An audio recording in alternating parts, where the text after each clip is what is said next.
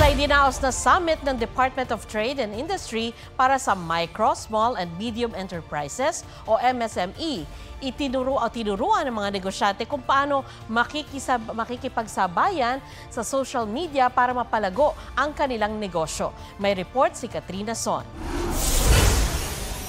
Ang pagkakasakit ng COVID-19, naging simula ng pagnenegosyo ni Evangeline. Yung nanay ko nagluluto ng ginger everyday yon. Tapos lalagyan niya ng kalamansi or lemon o ng honey. Papainom sa amin kaya wala kami mga sakit. Araw-araw kasi nabibigay ako sa mga frontliners ng mga food. Tapos dinagdag ko yung aking mga sobrang luto. Doon nagsimula yon.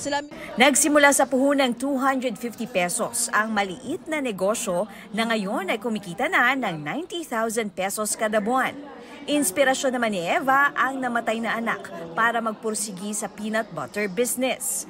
Naniniwala ako dun sa mga tumikim at nagsabing masarap at may potensyal.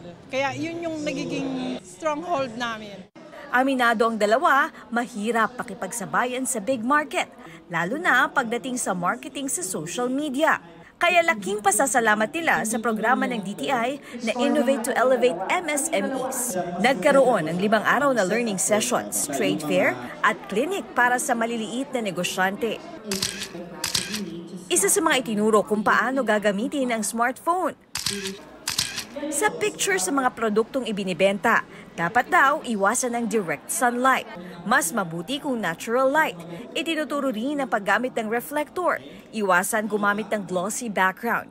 Mas maganda ang matte finish at malaking no ang paggamit ng flash. Through these, natutulungan niya kami kung paano namin i-market yung product namin sa e-commerce. To help them innovate and use digitalization to make them more competitive in the market. So you really have to be good even on digital or smart photography para ikaw mismo as MSME, alam mo na kung paano gagawin.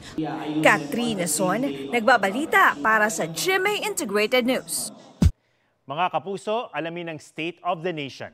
Mag-subscribe sa GMA Integrated News sa YouTube.